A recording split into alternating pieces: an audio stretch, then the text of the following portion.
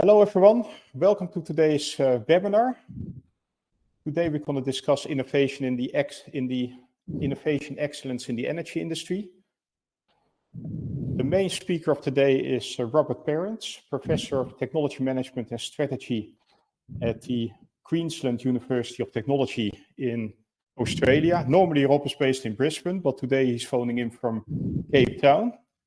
Before I hand over to Rob, a couple of practicalities. The webinar will last about 1 hour. Rob is going to talk for roughly 35 to 40 minutes.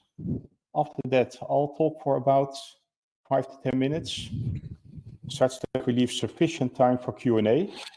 If you do have questions, please type them in the Q&A box on the left-hand side. That's where you should normally see it. In case you make use of an iPad or tablet in general, it likely pops up at the bottom of the screen. So please type the questions in at any moment in time, and we'll address the questions after the presentations. So with that, I would like to hand over to Rob for the first part. Rob, over to you. Erik, thank you very much, and welcome to everybody participating in the webinar today. It's a pleasure to be having this conversation with you. Just to kind of give you a few introductory remarks, a bit of background about myself. Erik, forward. Thank you very much. So one thing that Erik and I have in common is that we're both alumni of Shell International's upstream division, the E&P, or Exploration and Production Division. The high water mark for me in Shell was I was executive coordinator of the global R&D portfolio for the upstream part of the company. I also worked for several years in their Smart Fields digital oil field program, and worked on capability development for learning and development in the Western Hemisphere. Since leaving Shell, there's a few interesting points here that I want to draw your attention to. One is that I was the architect and lead author for both of the Society of Petroleum Engineers Global Innovation Surveys. And I have also been serving for the last 4 years or so as a member of the United Nations Expert Group for Energy and Resources. And that kind of segues to the next point that I want to raise. Erik, next slide. And that kind of just offering some framing remarks on the front end about the tone and tenor of how we're going to be talking about energy innovation today. It's no surprise to anybody here that we are in the middle of an energy transition. Now, let's kind of put into other words what that means. That means we've got that legacy system that we've had for decades, with kind of like let's call it the old energy system. And it got us this far, and it did a great job, but now we're kind of turning the corner to a new approach to energy.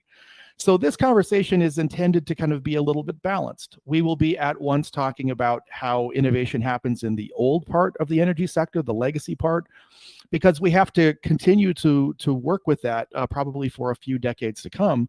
But in tandem to that, we also need to start making sure that we're retooling and positioning ourselves so that we will succeed on the other end of the transition. That's going to be probably with far fewer fossil fuels and more electrical, wind, and solar, et cetera. So we're trying to give that pluralistic, that kind of inclusive voice of looking at energy through both of those lenses.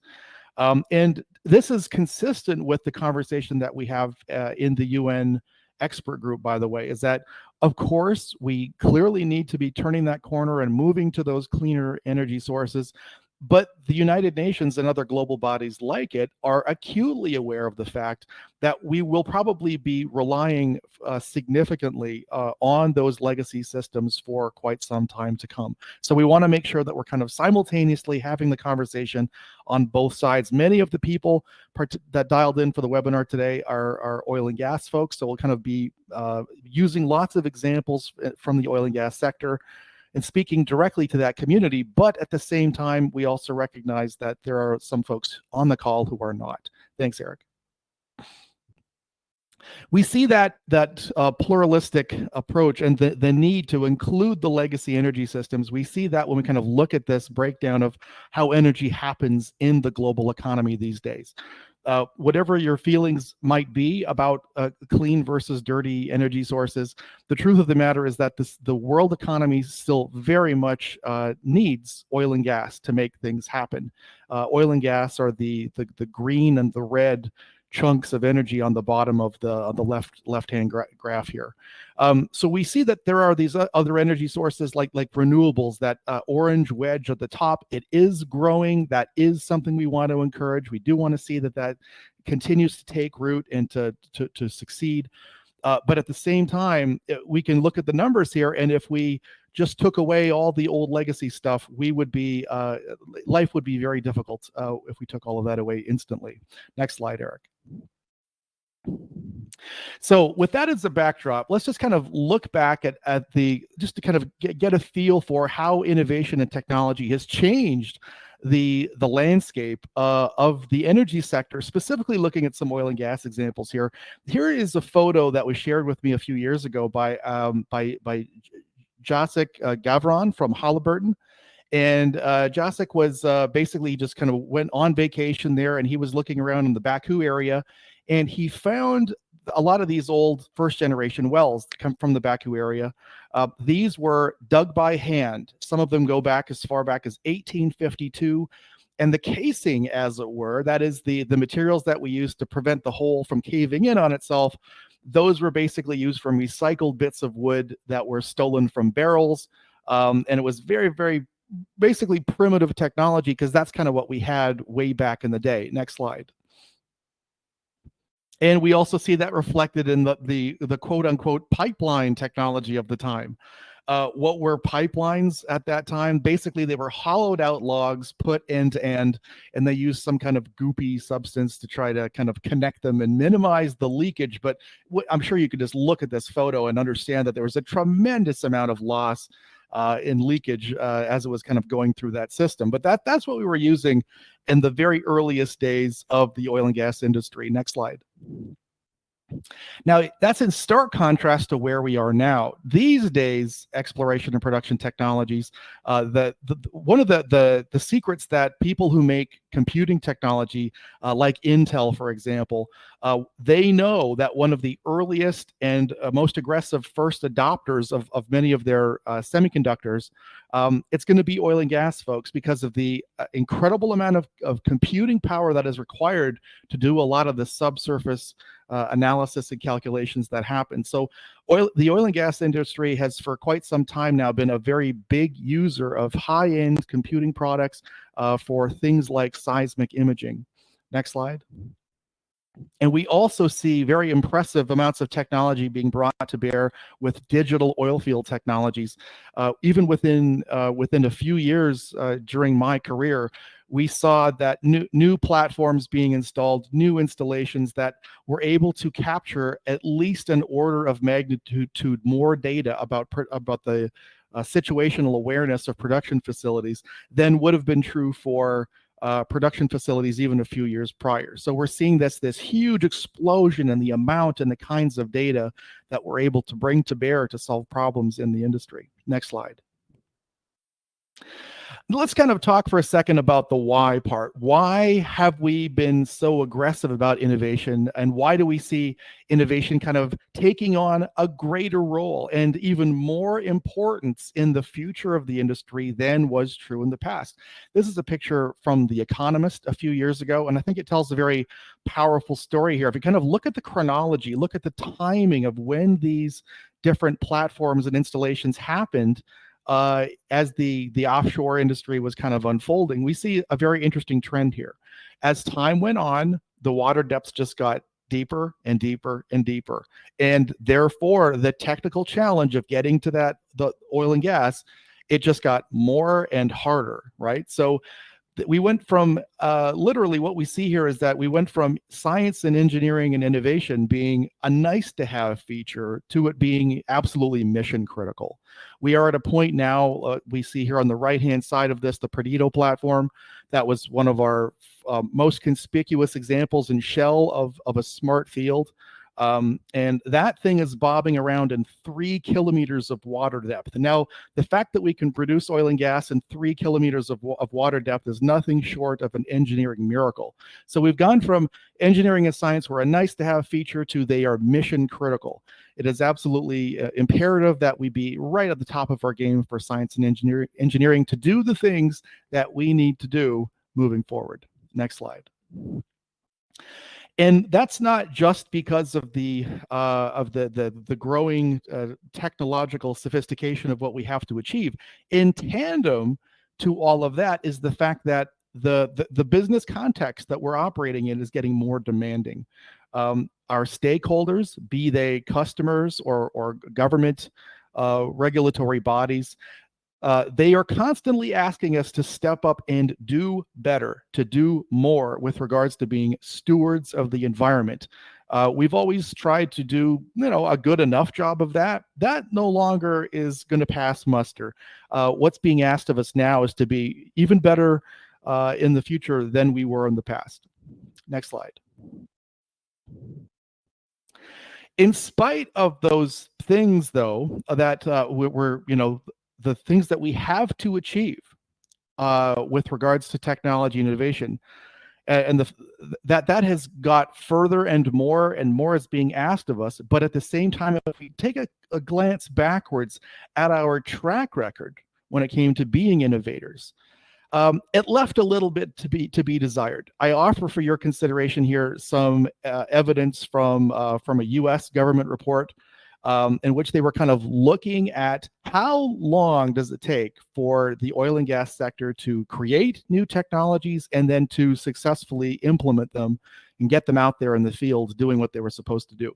If we look at the timing of how innovation happens in different market segments, we see that in consumer products, for example, we see that there's kind of a much faster rate of creating new technologies and then getting them out there in the field. And when you look at the oil and gas industry's track record on that front, we leave a lot to be desired. If you had on your first day of the job in an oil and gas company, if you had that real fantastic idea that was going to revolutionize the industry, if everything goes perfectly, you still might be waiting till almost your retirement party before you see that innovation really taking root and being and achieving 50% market penetration. So a whole career can go by while you're waiting for that deserving idea to take root. Next slide. And this title that we see here, this is the title of a paper written by a U.S. historian who specializes in the history of the oil and gas industry, mostly in the United States, Dee Hinton. And what she was pointing out with this title, and I loved it enough to include it here, is the point she's making is that we kind of using as an example the unlocking of the Barnett Shale. When the oil and gas sector is, when we get patted on the back and when we're high-fiving everybody for what is quote unquote an overnight wonder, even when we have an overnight wonder, if we look carefully at the historical record of what it took to make those technologies happen, the truth of the matter is that our quote unquote overnight wonders still take 17 years. And that's as fast as we get. We tend to move very sluggishly and slowly. That's my point, and that's Dee Hinton's point too. Next slide. There are some compelling reasons why we behave the way that we behave there. I'm going to go around the clock here and going to oversimplify a little bit why each of the constituents in the industry behaves the way that they do. At the top of the food chain, we've got big oil, we've got the producers, the operators. They feel constantly pressured to try to, of course, for very good reasons. They don't want to have a high-profile disaster. Nobody wants to have the next Deepwater Horizon disaster on their hands. So everyone wants to make sure that we're being very methodical and careful, and that we kind of de-risk everything, and that everyone gets home safely. So that's why big oil behaves the way it does. If we kind of look at the service companies, think Schlumberger, Halliburton, etc. These companies have become conditioned over the years to not to put forward for their customers things that are too radical in character, because they've constantly been pushed back. And so even if the Slumberjays of the world came and said, look, hey there, Shell and BP and Total, we've got some amazing ideas. They're very radical in character, and there's a bit of risk involved with that. What do you think? They've been conditioned over decades, basically not to behave like that anymore, because they know that the answer is no. And they know that nobody is going to pay them the premium that they deserve for kind of taking those bold risks. So they don't take them anymore. As a result, we see the service sector frequently kind of behaving in a very, they kind of pursue innovations that are a lot more modest in their reach and that very much more incremental. And then we see small innovators in academia. A historical problem there is that however good the ideas might be, is that they frequently just don't have access to the wellhead. And so because of the very capital intensive nature of the industry that we're in, these companies struggle to get the attention of the people who do control the wellhead. And so they're frequently squeezed out of the conversation. Next slide, Erik.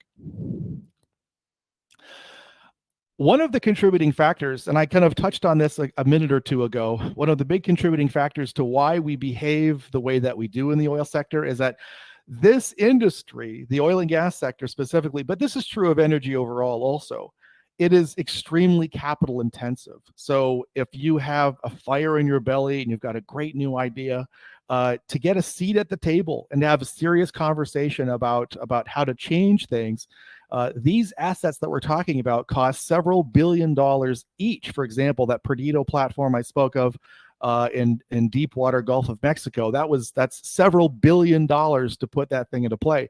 If we want to drill a well in an ultra deep water environment, those wells can cost hundreds of millions of US dollars. So as a consequence of that, it makes us very hesitant to take huge risks because of the overwhelming numbers involved. Next slide, please. Another problem that we have in the energy industry is that of asset longevity. And there's a lot of parts of the economy where really, if you want to see that next generation of technology kind of organically find its way into the next round of products, you just have to wait a couple of years. And then there's like the next generation kind of there's like an obsolescence that happens. Think of your phone or think of iPads. You only have to basically wait for the next generation, and then we're kind of letting go of the old generation operating system or whatever. And then the next generation just kind of gets unveiled and released into the market, and we refresh the entire platform and the entire product line.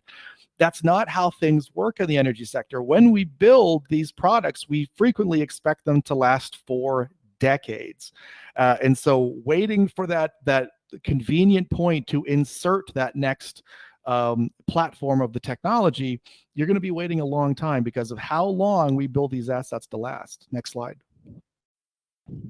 Another problem we have in the energy sector, both in oil and gas and everywhere else, including things like electricity grids, is that when we're having conversations about energy, we're talking about highly interconnected systems that are, I don't want to sound like we're being too self-aggrandizing here, but they are important. Now, what I mean by important is that when our systems fail, the lights go out or the fridge stops running. Or these are mission critical things that people don't want to see taken away for any amount of time. And so John and Jane Q. Public tend to be very impatient when energy gets taken away from them. So we've made these systems that we designed to be robust, and we don't want to take huge chances with those systems where, if we kind of double down and take a big risk on some new technology, maybe it's going to result in the lights going out 10% of the time. Well, people don't put up with that. They don't want to see the lights go out 10% of the time. So we tend to make cautious choices that make innovation tough sometimes. Next slide. Now, here's where I kind of talk a little bit about some of the research that I've been working on in the last few years that is materially relevant to this conversation. Now, you might, we've kind of talked in the last few slides about how there's this compelling case for we've got to get good at innovation. Like I said earlier, innovation and new technology, it used to be a nice to have feature, and now it's a have to have. Now it's a must have feature. So if that has changed, then you probably were thinking, okay, well, intuitively, that means that we've gone from being slow and sluggish, because he was showing us historical data about historically, we have a bad track record. We were very slow to develop and to deploy new technologies. Maybe we're turning the corner. Maybe it's getting faster. Well, I've got some disheartening news for you. I was working with Adam Jaffe from the MIT Sloan School of Management, and Trin Lee from the Motu Institute in New Zealand. And we were looking at some data. In the next few slides, I'll explain how we got to the conclusion we got to. But the news is not very good. We are not getting faster. Our problems with being slow to do innovation and get it out the door, that problem seems not to be going away. Quite the opposite, in fact. Next slide. What we basically use this three-part framework for looking at how the life cycle of innovation there, how innovation happens. If you kind of just look at it in a very oversimplified way, you start by creating new scientific and technical knowledge. That's that baby blue box on the left-hand side.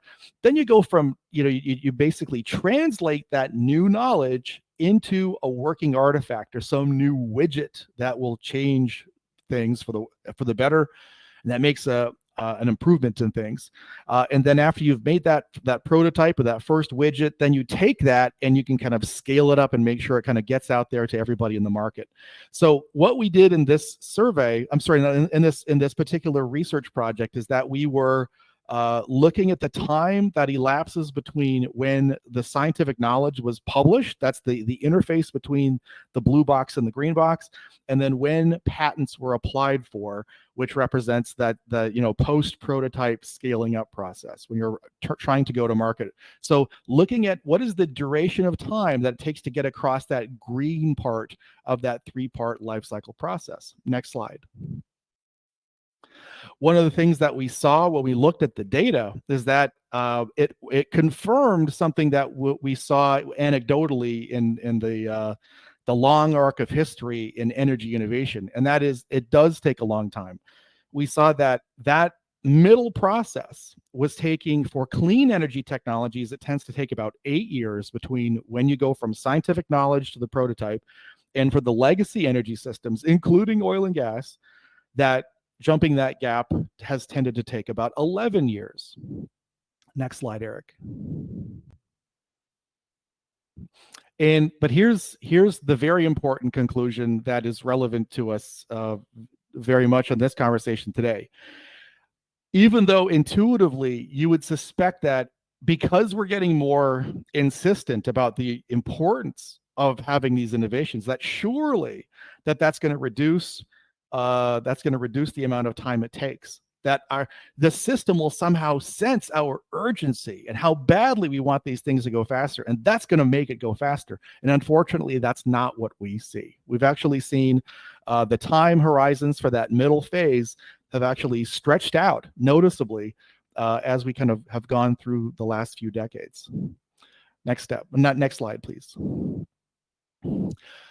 Another reason that we see things happen differently in the energy domain is, frankly, it's just through brute force. If we kind of, there's this quantity called R&D intensity that the academic literature looks at to try to look at how much, what is the relative fraction of how much money an industry spends on research and development divided by its gross revenues. Historically, energy companies have tended to be on the extremely lower end of that. Chemicals and energy, that's a very broad bucket that includes oil and gas.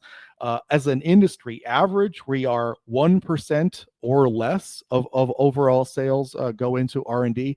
Now, when you kind of contrast that with what happens in some other industries, it's absolutely mind-blowing. Your Silicon Valley types, your Googles, your Apples, et cetera, they routinely spend way more than 10% of their revenue stream plowing it back into R&D. So what we do in the energy sector tends to be a small fraction of that. Next slide. Now, if there are any service company people in the discussion today, then one of the things that they are probably screaming at right now, although I can't hear it, is they're saying that's not fair. We spend much more on R&D than big oil ever did, and that is accurate. Let me just kind of stratify things and separate that.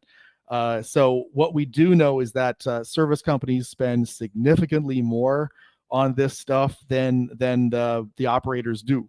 So international oil companies, that number, that 1% statistic, that was an industry average. The truth of the matter is it's less than 0.5% for the majors, and it tends to be a few percent, single-digit percent for service companies. But if we could be completely brutally honest with ourselves, it still pales in comparison to what we see getting spent by industries for whom innovation is their lifeblood, like Alphabet, the parent company of Google, or Amazon. They just outspend us by leaps and bounds. Next slide, Erik.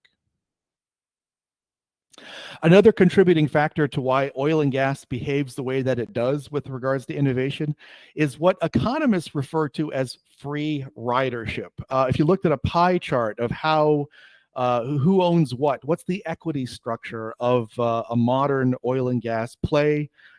Typically, unless it's a national oil company that, for obvious reasons, a national oil company would frequently own 100% of an asset.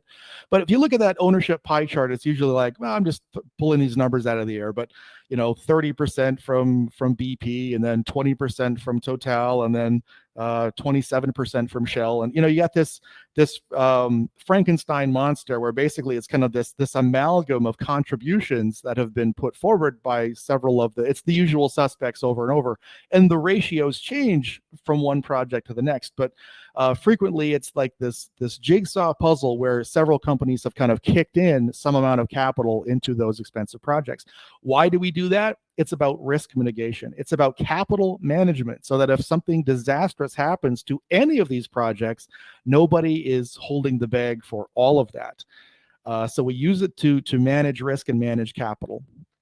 However, it also brings about a fascinating dynamic that is decidedly unhelpful when it comes to innovation. Because if you have 4 big oil companies, or 5 of them, that have they all have significant skin in the game. They've all got a lot of interest in how this plan is coming together. If one of them creates this fantastic new innovation and says, this is going to be a game changer, I'm going to plug it in this asset because it's just going to make us a lot more money, the other equity partners very reasonably would say, well, if you're going to do that, surely you owe us an explanation about how it works. It sounds great, and in principle, this sounds like something we can support, but you do owe us an explanation here, because you've taken our $1 billion or $2 billion here also. And so you have to explain to us how this works. Okay, well, now we've got this problem where one company created that thing at great expense, and now the other 3 or 4 companies just sit there with their arms folded like this going, okay, proceed, please explain. So the potential for reverse engineering is pretty high in that scenario. And therefore, that makes us a little hesitant. Nobody wants to be the one company who foolishly paid for R&D that the rest of the industry basically stole for free. So that equity structure that we use, that has not been doing us any favors when it comes to innovating. Next slide, Erik. Very quickly, I'd like to talk about some of the headline findings from the SPE Global Innovation Surveys. There were 2 of them. I was the architect and lead author for both. The first survey, our unit of analysis was business units around the world in the oil and gas industry. The second survey looked at individuals working within the industry. So we have 2 different, we're kind of looking at the industry through 2 different lenses. So we got 2 different sets of findings that are both helpful and relevant. Next slide. One of the things that we saw when we kind of looked at the business unit data is that service companies, and this is surprising to approximately nobody who works in the oil and gas sector, but service companies were responsible for a very large fraction of the new innovations that had been released that had been, deployed within the 3-year period we were looking at for the survey. Next slide.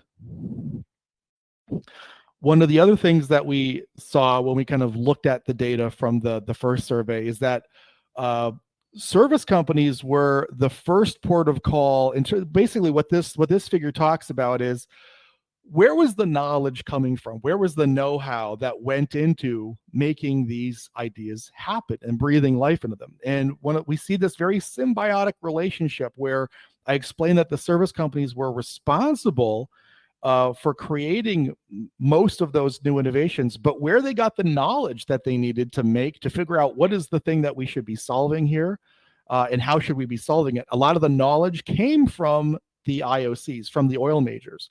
The IOCs are very reliant on the service companies to develop the technologies, but the service companies relied extensively on big oil, on the IOCs, to give them the knowledge that they needed to create these things. Next slide.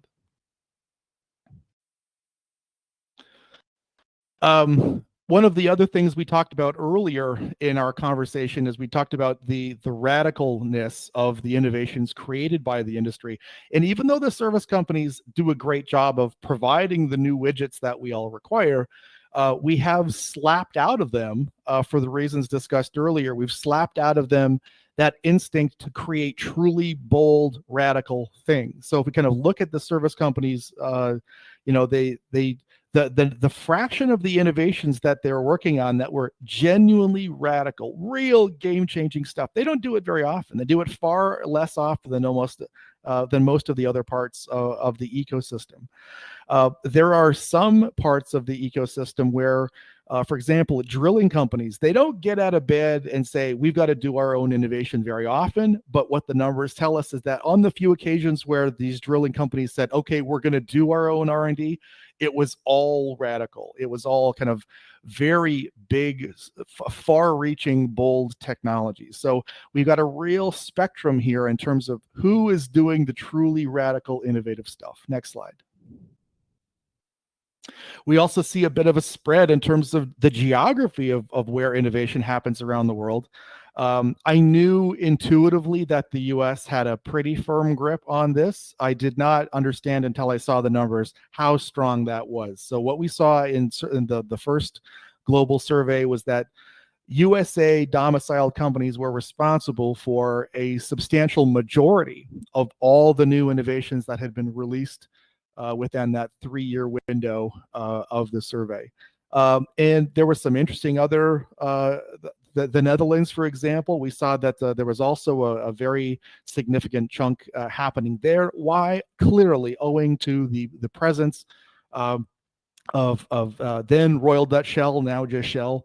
So Shell's presence in the Netherlands and that 100-year legacy of the industry happening in that country has created an ecosystem where they've also got a pretty healthy amount of innovation happening in that area. Now, you do see some countries there that were, to be honest, were surprisingly thin. I was surprised by the UK.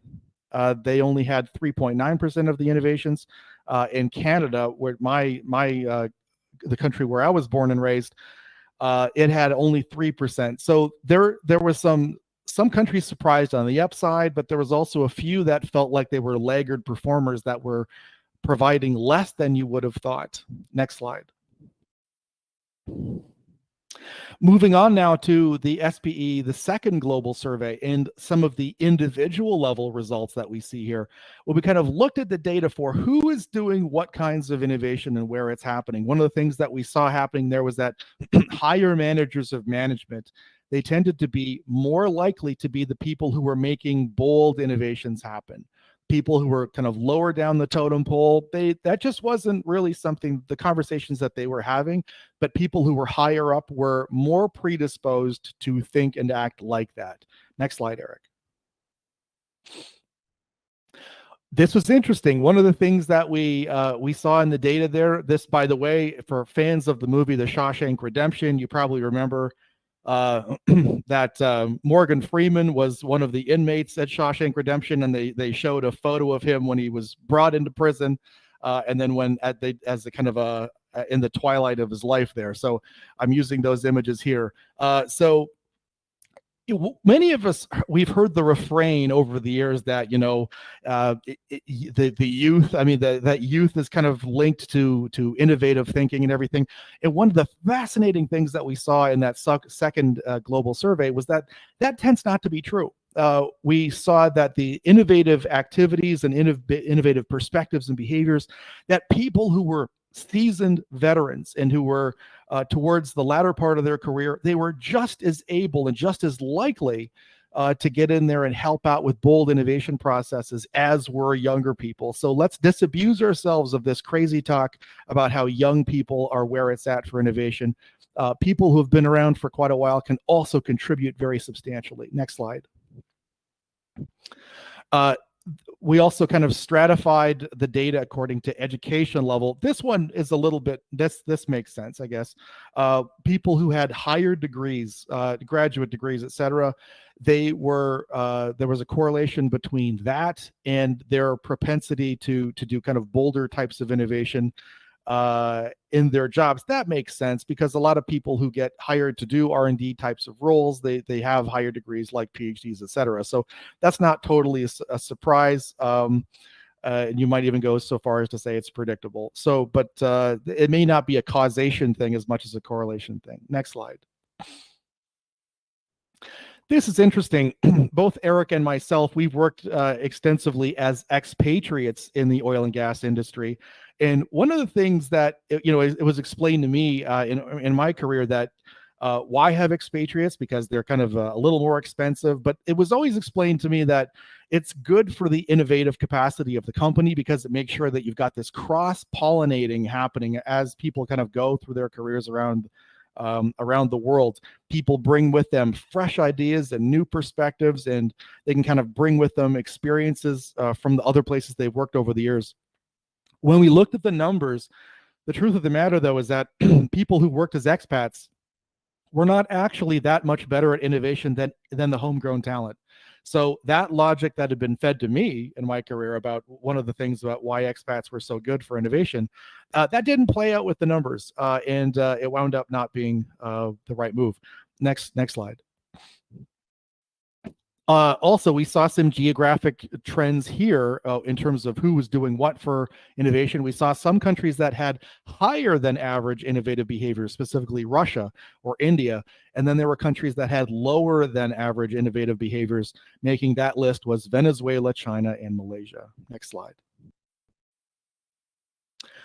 Now, it's there, as I said before, there's kind of multiple parts of the innovation life cycle here, and I don't want to kind of make it sound like it's all lumped into one bucket. We have done some amazing things. We've got a lot of very clever people in the oil and gas and the energy sector that are doing some great work and come up with amazing ideas, but it's not sufficient to just create them. You could build the perfect thing and they could still languish on a workbench and it never actually gets out in the field and is sweating for you and making money and helping to solve problems. Where the rubber meets the road, where we really breathe life into this and make things better, it comes down to deployment. Next slide. Thank you very much, Rob. My internet connection broke up for 30 seconds just now, so I missed the last few seconds of your part, but I guess you indicated that indeed it's over to me. Yes, I was explaining about the indispensable role of deployment and how the technology catalog can be a part of helping with deployment. Excellent, Rob. Many thanks for the first part. If you do have any questions for Rob, please type them in the Q&A box. Let me give a couple of bullets about my own background for those of you that I haven't met, or for those of you that haven't attended one of the previous webinars. I'm co-founder and CEO of technologycatalog.com. And before that, I worked at Shell for about 20 years, essentially always in roles related to technology deployment. In the last role as technology deployment manager, responsible for finding and selecting the most relevant solutions on the market and to get those deployed and replicated across Shell's assets. And actually, yeah, the innovation process, it needs to be quicker. There's room to improve, as highlighted by Rob. But what is the good news is that there are already many solutions out there waiting to get noticed and deployed and to add value. And that's why we created this platform, technologycatalog.com. Most of you on the call are probably already familiar with it, so I will not go into details. But if you're not yet familiar, please have a look at the platform. Essentially, suppliers can use it to create visibility 24/7. It's effectively an online exhibition, and end users have solutions at their fingertips. And besides the platform, we also support companies with services or to help them streamline their technology deployment processes. Actually, last month, I gave a webinar about the technology stress test, this spider diagram that you see at the top. It's a structured methodology to assess whether a technology is ready to get deployed in your asset or project, and to assess any gaps that need to be closed before a deployment decision can be taken. Actually, the webinar can be found by going to technologycatalog.com and then to resources at the top in the menu, and there you find the webinars which you can watch on demand. And the month before, in September, I delivered a webinar about the Technology Innovation Framework, of which you see a picture on the bottom left side of the slide. This framework is a structured approach to help streamline the delivery. It's not just a picture, obviously, it comes with procedures. And what you see at the top right is a screenshot of the table of content of procedures we put in place for one of the clients. So if you would like to learn more about the Technology Innovation Framework, please watch the webinar that we delivered in September of this year. We also support companies with health checks to assess whether improvements can be made in the technology deployment delivery, organizational changes that can be made, also based on recommendations that follow out of the research that Rob has done. And this health check will be topic of a webinar next year. And this is an example of data that we generate with the platform. It may be a bit difficult to see, but what you see on the left-hand side is a table format, effectively highlighting to companies solutions that have already been deployed by other companies, but not yet by their own company. Companies very often don't want to be the first. They like to be followers or even slow followers. And that's actually, in many cases, perfectly fine. In certain areas, you may want to be a leader, but in many other cases, it may be perfectly fine to follow what others have done. And in order to follow what others have done, yeah, it helps to have the data and know what others have done, such that you can deploy and replicate what worked for others. And before I continue, Rob, if you could kindly mute your mic by taking the icon on the bottom of the screen. And what you see on the top right side is a bubble chart. So there we make it visible based on the data, again, what other companies have done, and then map the solutions against CO2 reduction versus cost or other drivers that you have as a company. And such that based on the information, you can zoom in and quickly find the information that is most relevant for your company. And these charts and the data, that's very powerful input to technology plans. So technology planning, it's a structured approach. And also for this, we have delivered a webinar early this year, which you can also find in the webinar section on the platform. The data and insights are input to technology planning exercises, whereby we support clients with defining their challenges, but also then to find the most relevant solutions that can address the challenge or the opportunity. And the table format is a typical way to summarize the data.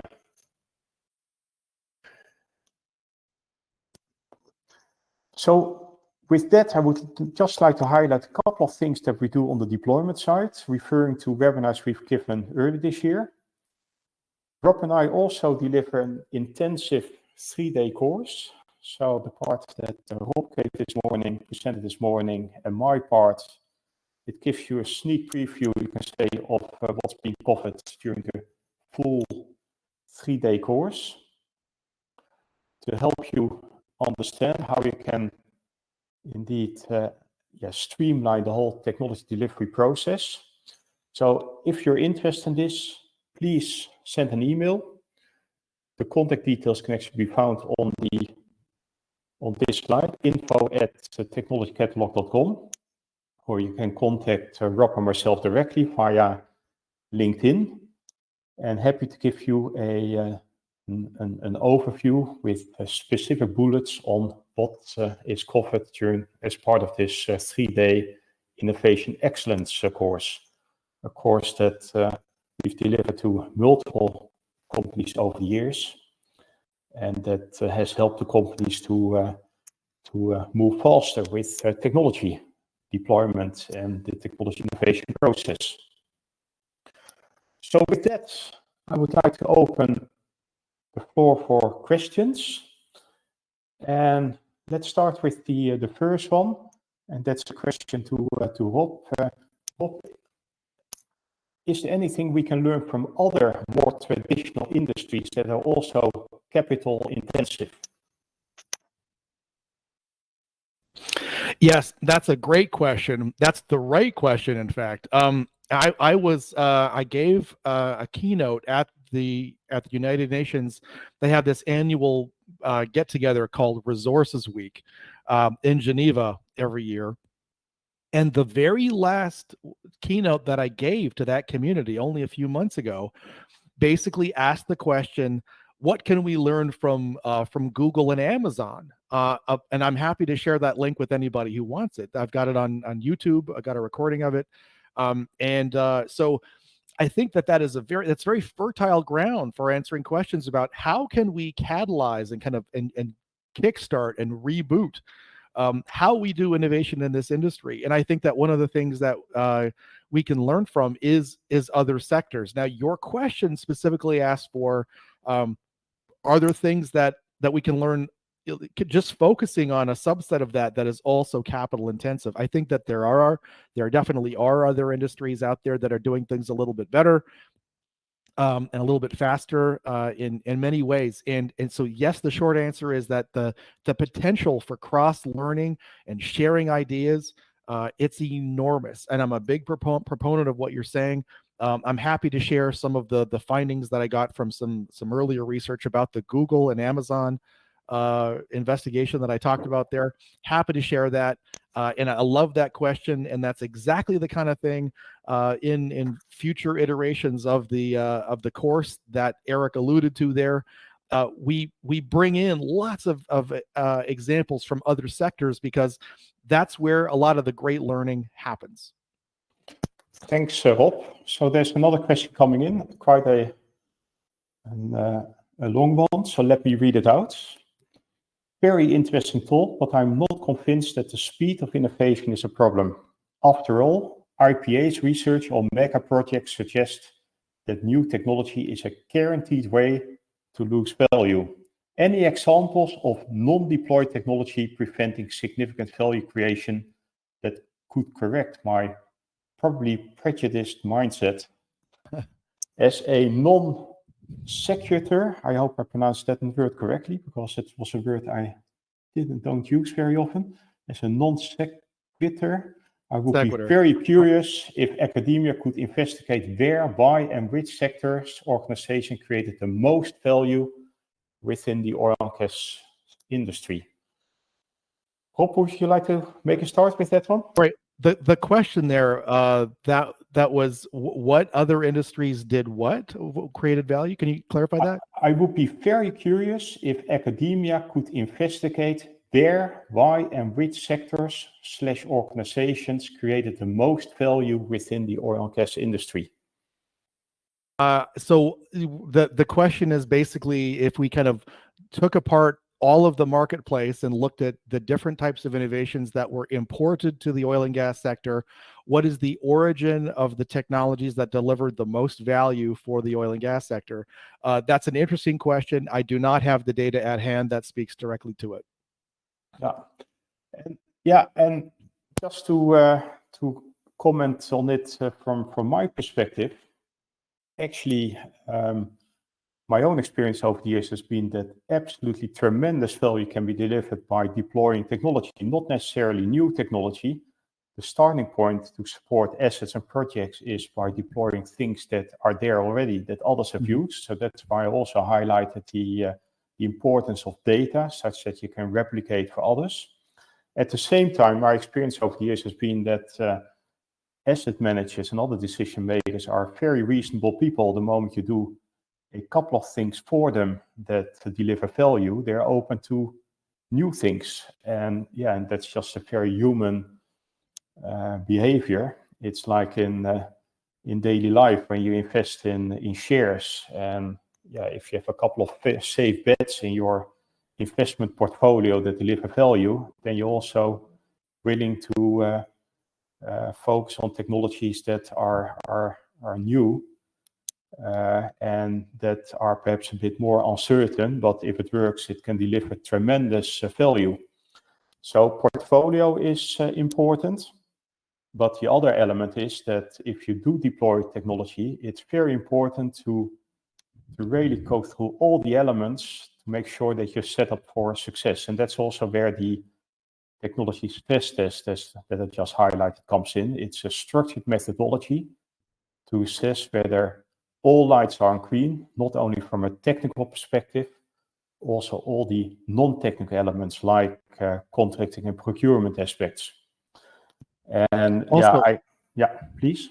I was just going to add, when we kind of look at the long arc of history that I kind of explained in the earlier slides, I showed hand dug wells that were the casing was recycled barrels.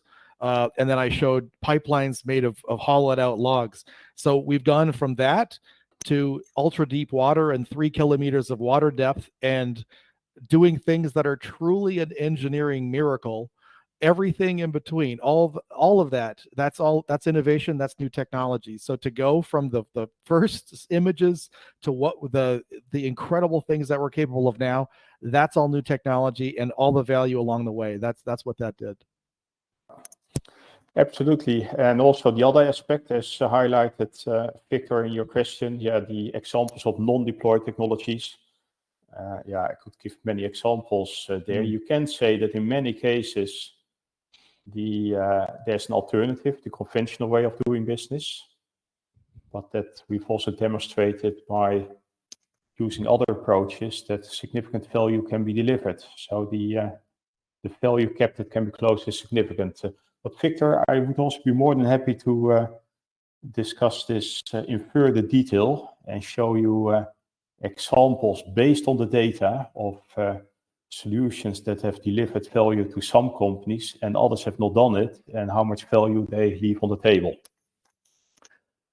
I suggest we move to the next question. So, thanks for your response, Victor. Sounds good. Yes, please. I'll get in touch with you. Moving on to the next question, that's around the bubble chart. So you showed the bubble chart with deployment data. Where do you get the data from? So thanks for that question. That's a question we get frequently.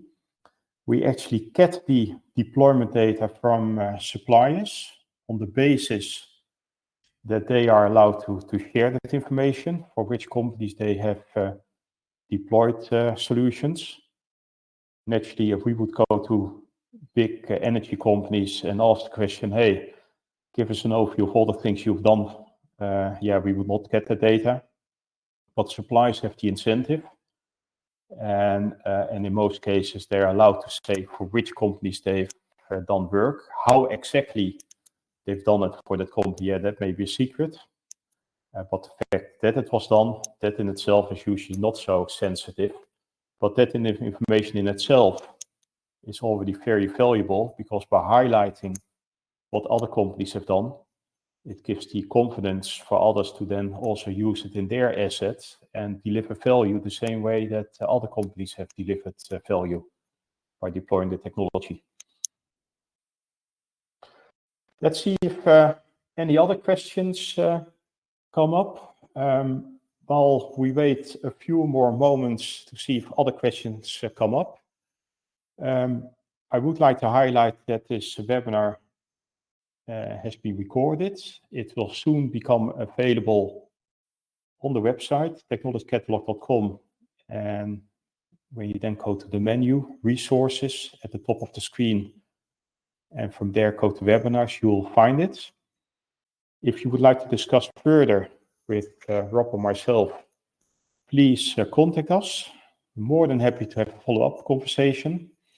And again, if you would like to learn more about the 3-day course that we're delivering on this topic, please contact us, and happy to discuss further how we can deliver that in the most effective way. Usually when we deliver this course, it has certain standard elements as part of the material, but typically we also get questions from customers, hey, can you also address this item or that item?